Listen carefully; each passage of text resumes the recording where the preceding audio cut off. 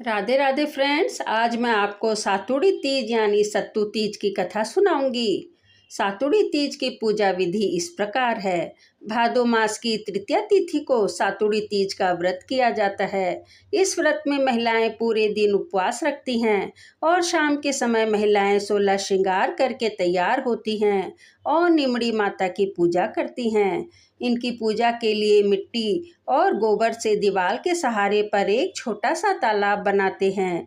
घी और गुड़ से उसकी पाल बांध देते हैं और नीम के वृक्ष की टहनी को उस पर रोप देते हैं। तालाब में कच्चा दूध और पानी मिलाकर उसे भर देते हैं और उसके किनारे पर एक दीपक जलाकर रखते हैं। उसके बाद तीज माता, शिवजी और निमड़ी माता की पूजा की जाती है। सबसे पहले निमड़ी माता की पूजा के लिए उस पर जल के छींटे दिए जाते हैं। फिर कुमकुम, अक्षत और पुष्प चढ़ाते हैं। उसके बाद दीवार पर रोली, मेहंदी, काजल की 13-13 टिक्की लगाते हैं। उसके बाद निमड़ी माता को ऋतुफल, सत्तू, दक्षिणा, श्रृंगार की सारी सामग्री चढ़ाते हैं। फिर दिए के प्रकाश में नींबू, ककड़ी, मोती की लड़, नीम के पत्ते व सत्तू के लड्डू की परछाई देखते हैं और बोलते हैं कि तलाई में नींबू दिखे और दिखे जैसे ही टूटे। और फिर रात के समय चंद्रमा को जल के छींटे देकर अर्घ्य दिया जाता है। सातुड़ी तीज की व्रत कथा। एक गांव में एक किसान परिवार रहता था। उसके परिवार में 4 बेटे और बहुएं थी। उनमें से 3 बहुएं तो बड़े संपन्न परिवार से थी, लेकिन उनकी छोटी बहू बड़े ही गरीब परिवार से थी। उसके मायके में कोई भी नहीं था। कुछ समय बाद सातुड़ी तीज का त्योहार आया।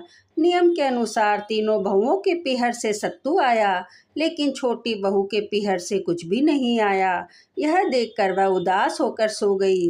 तब बड़ी बहुओं ने उससे पूछा, तेरे यहाँ से सत्तू नहीं आया, क्यों नहीं आया? यह सुनकर वह पति के पास गई और रोने लगी। उसके पति ने पूछा, तुम क्यों रो रही हो? तो उसने बताया, सभी के यहाँ से सत्तू आया, लेकिन मेरे पीहर से सत्तू नहीं आया। तो सभी भाभियाँ मुझ पर हंस रही हैं। अब आप मेरे लिए सत्तू लेकर आओ। इस पर किसान का बेटा बोला, भाग्यवान, मैं सत्तू कहाँ से लेकर आऊं?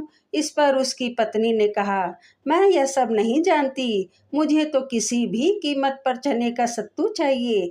यह सुनकर किसान का बेटा दिन भर परेशान होता रहा और रात्रि के समय निकल कर सीधे साहूकार की दुकान में गया और वहाँ चने की दाल, घी, शक्कर आदि मिलाकर 1.25 किलो सत्तू बना लिया।